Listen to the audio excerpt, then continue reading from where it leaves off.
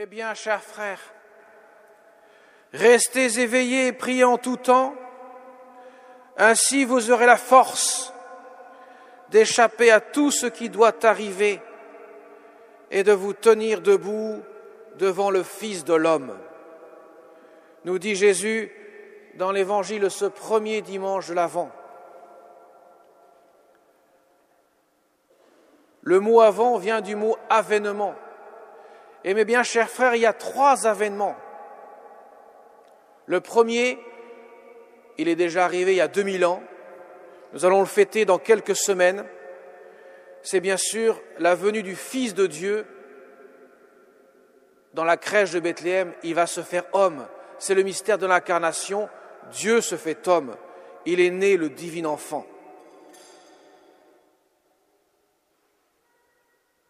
Le second avènement, c'est celui dont l'Évangile nous parle. C'est le retour du Christ dans la gloire. Et là, il se fera au moment où il y aura des signes dans le soleil, la lune et les étoiles, où les nations sur la terre seront affolées, désemparées par le fracas de la mer et des flots. Les hommes mourront de peur. Autrement dit, le cataclysme. À tout point de vue d'ailleurs.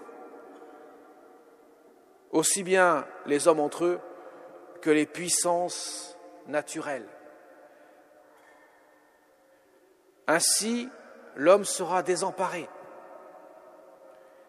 Il aura peur. Ils mourront de peur, dit Jésus. Mais cependant, Jésus n'est pas là pour nous affoler, pour nous faire peur, en nous disant cela. Il nous dit, quand ces événements commenceront, redressez-vous et relevez la tête. Il nous appelle à la confiance. Parce qu'effectivement, sans l'appui de Dieu, nous ne pouvons pas tenir.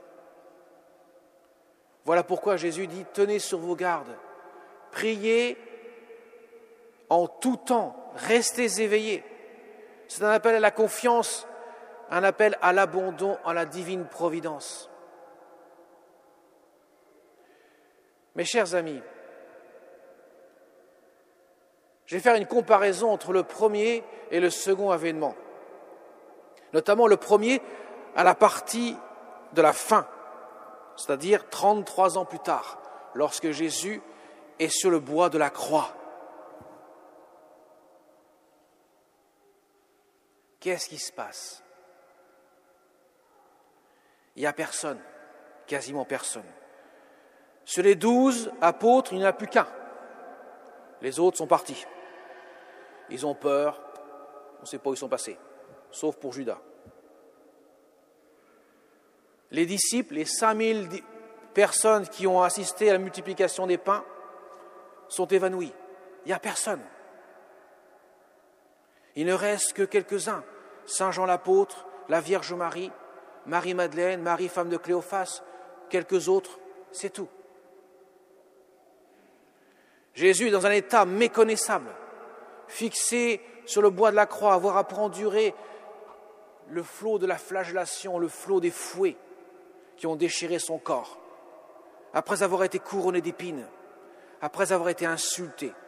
Et là, les pharisiens, les chefs des prêtres s'en donnent à cœur joie. Il en a sauvé d'autres, mais qu'il se sauve lui-même. Il se moque de lui, il ricane.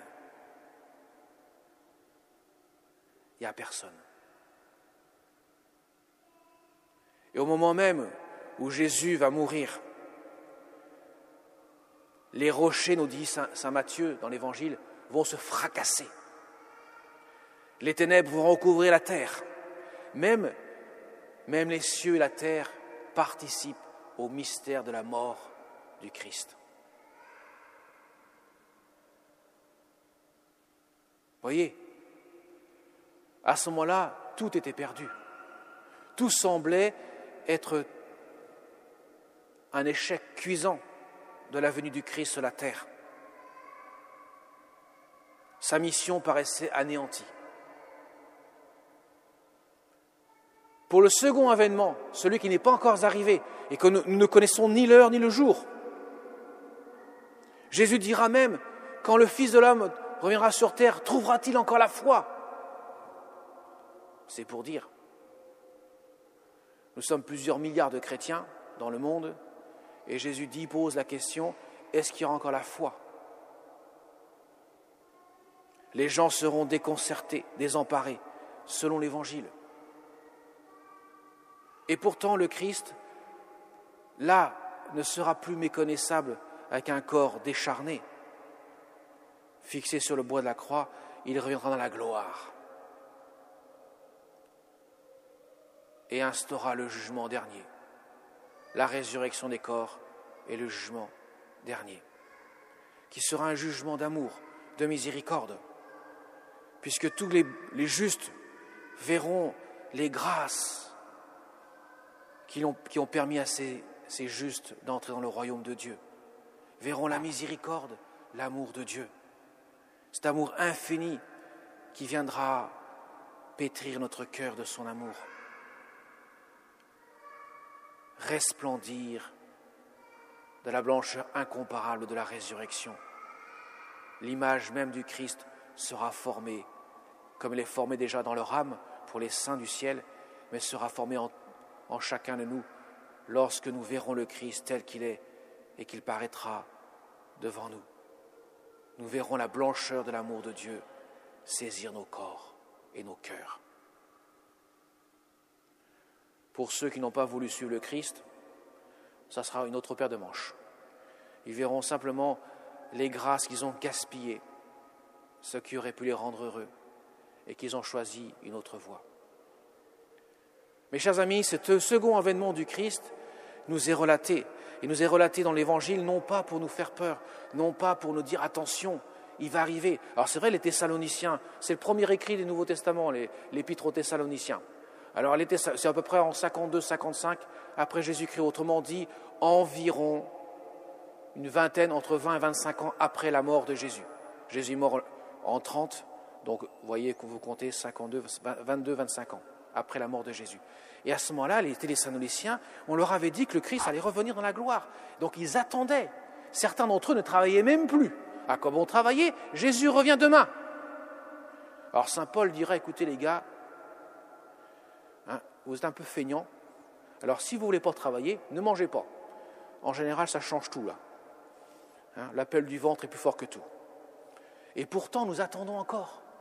Ça fait 2000 ans, nous attendons le retour du Christ. Mais effectivement, Jésus n'a-t-il pas dit dans l'Évangile, un jour pour Dieu, c'est 1000 ans pour nous. Quand Jésus dit « je viens », quand Isaïe annonce l'enfantement de la Vierge qui doit enfanter, c'est plusieurs siècles avant. C'est pour dire que ce que Jésus annonce,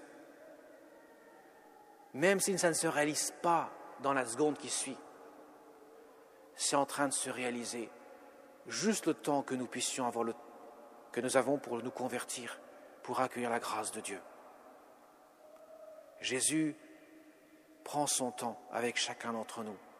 Il est infiniment patient. Et là, j'en viens au troisième avènement. Je ne l'ai pas oublié celui-ci.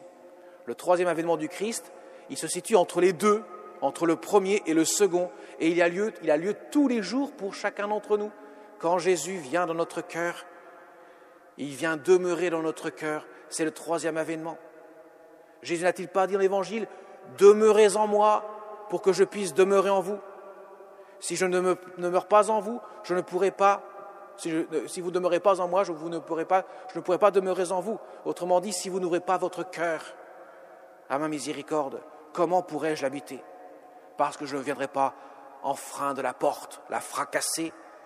Je viendrai seulement frapper à la porte de votre cœur. Si vous ouvrez, j'entrerai. Qu'a-t-il fait lorsqu'il est venu ici-bas sur terre ? J'en reviens au premier avènement. 9 mois plus tôt que la naissance de Jésus dans la crèche de Bethléem, Dieu envoie l'ange Gabriel rencontrer la Vierge Marie, à Nazareth. Et la Vierge Marie est interloquée et surprise par ce qui arrive. Qu'est-ce qui se passe ? L'ange vient seulement quémander le fiat de Marie, le oui de Marie. Il attend que la Vierge Marie puisse dire que tout se fasse pour moi selon ta parole. Et à ce moment-là, à l'instant même de la réponse de la Vierge Marie, Dieu, le Fils, s'incarne en son sein. Il fallait le oui de Marie pour que Dieu puisse s'incarner. Il faudra le oui de chacun d'entre nous pour que Dieu puisse demeurer en nous. Vous voyez, c'est le troisième avènement. Et le troisième avènement, il prépare le second avènement. Parce que, effectivement, la fin du monde arrivera un jour, on n'en sait rien quand ça sera. Par contre, ce qu'on sait, et de manière certaine, c'est qu'elle arrivera cette fin du monde pour nous le jour de notre mort. Là, nous serons devant le mystère du salut. Et Dieu recueillera notre oui. Nous l'espérons tous, bien sûr, pour ainsi nous faire part à la vie éternelle. Et pour cela aussi, il nous a donné sa mère. Lorsque Jésus quitte cette terre, au moment même de rendre son dernier souffle, quelques instants plus tôt, quelques secondes plus tôt, ne dit-il pas à sa mère, « Femme, voici ton fils » et à Saint Jean, « Voici ta mère », celle qui est chargée de nous aider à dire « oui » au moment crucial, au moment où nous passerons de la mort à la vie éternelle. Alors mes chers amis, ce temps de l'Avent, qui est un temps de préparation de nos cœurs, pour qu'elles puissent devenir les crèches où Dieu veut demeurer, veut habiter. Jésus est venu demeurer dans une mangeoire, dans la crèche de Bethléem, parce qu'il veut se donner en nourriture pour que nous puissions demeurer en lui, afin que lui demeure en nous.